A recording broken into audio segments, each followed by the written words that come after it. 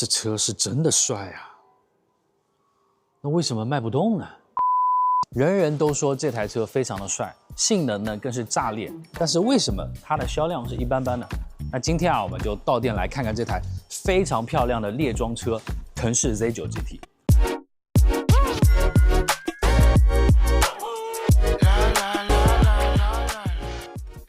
那这台车呢有很多点啊，那首先呢我们要说的啊，第一个是销量。那这台车上个月的销量呢是400多台啊，那这个销量呢确实是一般般啊。那麼是為什麼呢？是它長得不夠帥嗎？啊，顯然不是。那是性能不夠好嗎？顯然更不是。那麼是因為它的價格嗎？那說到這個價格呢，其實它現在的指導價呢是32萬多起步啊，但是這台車是有很大優惠的。首先，這台車店內對外能報的優惠呢是2萬塊錢啊，但當然你去到店呢還能再砍。然後呢，這台車還有置換補貼，廠家是有2萬5到3萬的一個置換補貼。當然，在補貼之上呢，你還能疊加國補啊。同時，這台車像有9000塊錢的一個保險補貼啊，還有一個3年零利息的一個這個金融方案啊，等等這些。所以說，這台車它實際的一個落地價格呢，要比這個指導價是要低很多的啊。所以說，其實它的價格呢，我感覺啊還可以啊。那麼它的原因是什麼呢？我們現在再來好好的看一下這台車啊。首先呢，我們還是要從外觀看起。那前面我也說了，這台車確實非常的帥。我們第一眼看到車啊，你從圖片看呢，這台車肯定還可以。實車看到呢，我覺得這台車還是很驚豔的啊。我覺得這台車的整個造型、整個外觀設計啊，在目前市場上這麼多的列裝車裡面，我覺得它的顏值確實是非常靠前的啊。這台車整體體感上感覺非常的寬，然後呢還是很低趴的。同時，它整個設計啊，我感覺就是非常圓潤啊，整個身形非常的修長，就是一台啊非常標準的啊非常造型優美的一台列裝車，或者說就是一台 GT 的車型。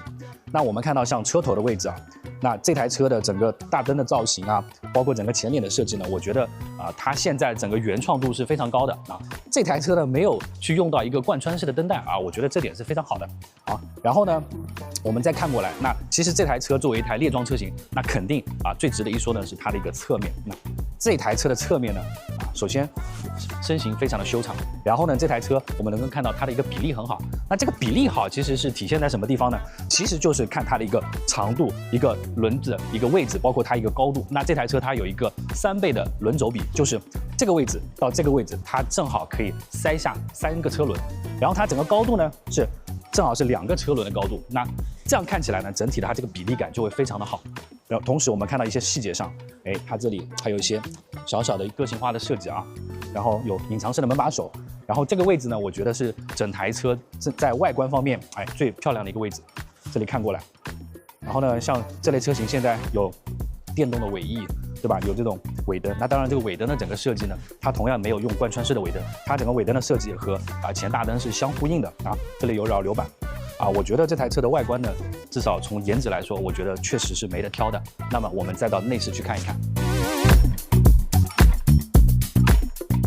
那我們再到車內呢，看一下內飾。那騰勢 Z9 GT 這台車呢，我覺得它的外觀呢，確實是值得誇的。但是坐到車內呢，可能我們會有一些不同的感受。那這個怎麼說呢？那首先坐進來啊，那這台車至少整體給你的這種氛圍感、質感，其實還是可以的啊。你一坐進來，首先它是一個環抱式的座艙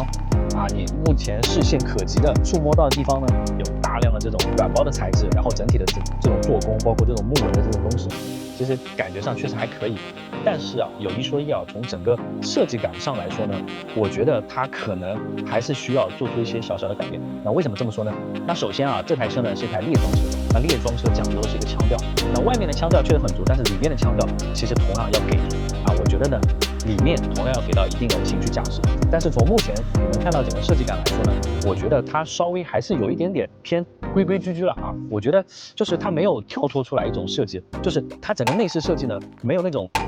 比方說有點天馬行空的感覺啊，就是沒有說把它和像比亞迪這類車型做出一個非常大的區分，或者說跳脫出來比亞迪整個設計的大的框架。那為什麼這麼說？如果說你看一下細節，比如說像這種副駕屏幕，包括它這個地方的一個設計，包括它主駕這些地方啊，包括這種擋把、這種方向盤，你會發現，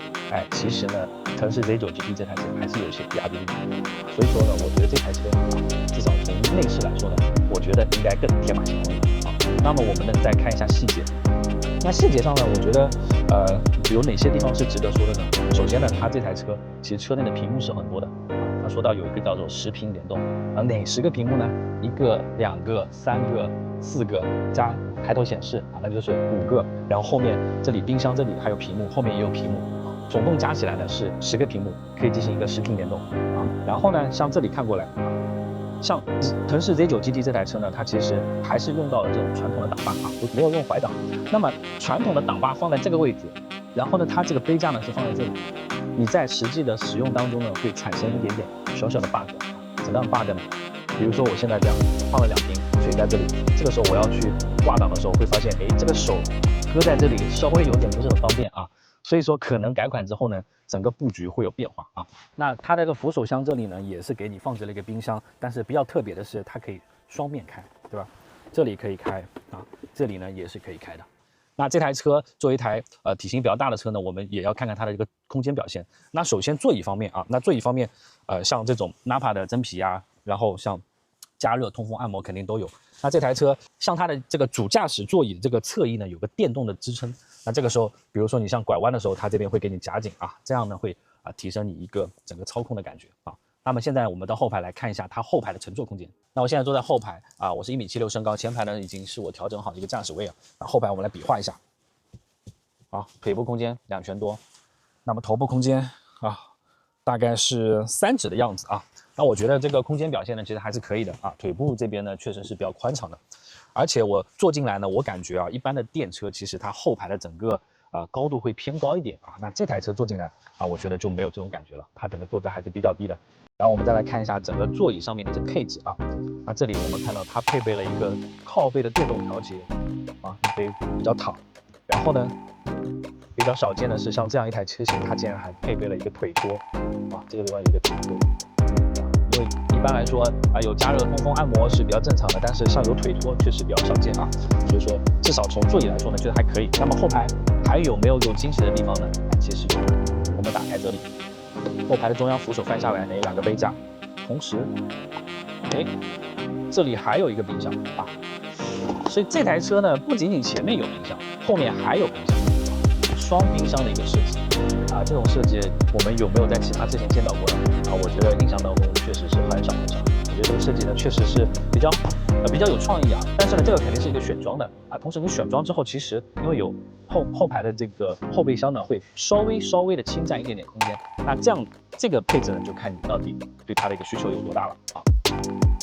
那我們現在看一下騰勢 Z9 GT 這台車的後備箱。那作為一台列裝車，那它就是一個掀背的尾門了這個開口就比較大。然後呢，我們看到整個後備箱的空間也還可以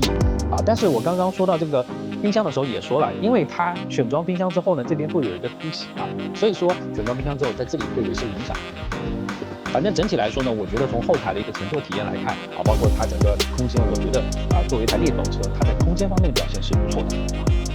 騰勢 Z9 GT 這台車呢，有2個很大的特點，一個呢就是它這個炫酷的外觀，那另外一個就是它搭載這個 E3 方的一個技術了我覺得這個 E3 方呢，其實是可以算一個妥妥的黑科技了前面一個電機，後面2個電機在動力方面，那它這台車是分為純電版以及插混版。那純電版3個電機加起來就有966馬力那插混版的3個電機加起來有870馬力，然後它還有一台 2.0T 的發動機。那這個 2.0T 的發動機呢，還有207馬力，所以它加起來就是一個超過1000匹的馬力怪獸然後它的加速呢是3秒多。另外，在它的一個電池方面，那這台車呢，其實在電池方面，純電版是搭載了100度的一個電池包純電續航是600多。那插混版呢是38度多的一個電池包，純電續航呢是201那這個電池方面有一說一在現在市場上這麼卷的一個市場呢，我覺得這個續航方面可能稍微就是少了一點點那除了動力跟電池之外，那最值得一說的肯定就是它的底盤了。因為這台車在後面搭載了2個電機同時它還有後輪轉向，所以這台車它在底盤方面可以玩出很多的花樣來。那首先像這個後輪轉向那後輪轉向的車你一開上就會立馬感受到這種有後輪轉向車跟沒有後輪轉向的車它差別是很大的。那這台車有了後輪轉向之後呢，它這個轉彎半徑是非常小的只有4.62米。那這個光看數據可能沒什麼概念，那這個轉彎半徑其實比很多的這種小型車都要小了啊。像這種開出車位啊、轉彎啊，尤其是這種馬路掉頭啊，就是可以一把過啊。同時它後面有2個電機，而且這2個電機可以反着轉，那這個時候呢就能實現像圓規掉頭啊，以及比如說有些侧方停車，你車頭扎進去，屁股可以甩进去。所以说有了这个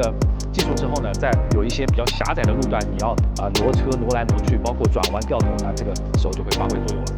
所以說這台車呢，這個 E3 方這塊呢，確實是我覺得是非常值得肯定的。那麼我們來總結一下這台車。那首先呢，第一個方面，這台車外觀確實好啊，但是呢，它整個內飾呢，我覺得還可以再更天馬行空一點。那第二個呢，是它這個 E3 方的技術啊，確實非常的屌，但是呢，它這個續航方面同時就顯得好像沒有那麼的出色。那第三個呢，就是這台車給你搭載了 E3 方，有3個電機，包括其他方面整體的用料非常的足。那麼它初上市的時候，它整個價格就低不了啊，所以剛開始的上市價格就是30多萬。好，那麼因為它現在整體的銷量呢，確實是沒那麼高。那麼它有什麼改變呢？還真是有的啊。其實最新的一期的工信部的一個申報信息，我們能夠看到，那騰勢 Z9 GT 這台車它有2個變化。那首先純電車型呢，它會推出一個單電機的版本，那這個單電機在後面加1個電機啊，370千瓦。那我覺得370千瓦其實也是夠用了啊。同時呢，它的這個3電機的版本，它整體的功率還要往上提一提啊。原本已經很高了，但是呢，它整體的功率還要再加140千瓦啊。我覺得這個其實就是一個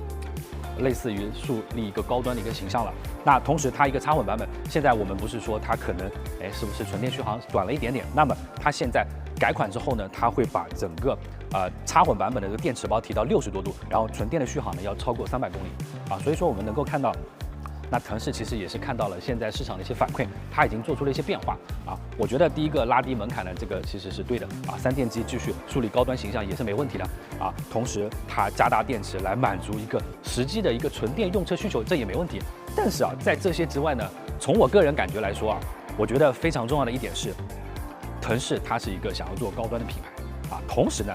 ，Z9 GT 這台車也是一台非常有腔調的車型。那麼我覺得像這類車型在坐車的時候呢，一定要想想是不是能夠在哪些方面做一些提供情緒價值的東西。比如說，我覺得像這種內飾啊，比如說一些小細節啊，反正歸根結底呢，我覺得應該啊，它整個設計層面，包括技術層面，都應該是和比亞迪要不一樣啊。尤其是設計方面，我覺得應該是希望是跟比亞迪是完全脫離開來的啊，這樣才會讓那些買這台車的人感覺我買了這個騰勢確實很特別。你覺得是不是這個道理呢？